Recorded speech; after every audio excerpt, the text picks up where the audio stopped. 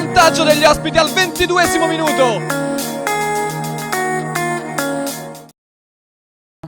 E noi penso che ripartiamo da questa partita dopo tante vicissitudini che abbiamo avuto quest'anno, che ci hanno portato a lottare purtroppo non per il vertice. Comunque stasera sono molto contento, spero che i ragazzi hanno recepito insomma, che bisogna venire in molti per fare una partita del genere. Ultimamente purtroppo 8 persone senza portiere, ci siamo ritrovati in una posizione di classifica non meritevole. Oggi abbiamo dimostrato di giocare alla pari con una grande squadra. Sono contento, oggi sono abbastanza contento.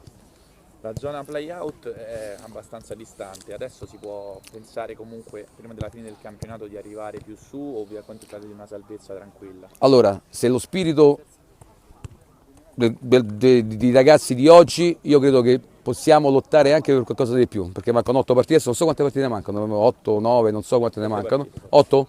7 partite, e credo che con questo spirito possiamo giocarcela alla pari con tutti quanti, ma ripeto, sperando che la rosa sia al completo. Noi quest'anno la rosa al completo non ce l'abbiamo mai avuto, mai avuta. Comunque ripartiamo da qua.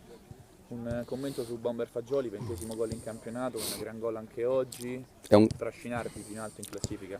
Ripeto, Fagioli viene messo in condizione dalla squadra di fare quello che sta facendo adesso, però ripeto ancora una volta, oggi per la prima volta eravamo in 13, quando per quante partite? 15, 16, in 8 contati, e ripeto, fondamentalmente abbiamo giocato 8 partite senza portiere. Giocare la Lega senza portiere, io credo che abbiamo lasciato minimo, guardi, con una stupidaggine, 12 punti sicuramente l'abbiamo lasciati senza portiere.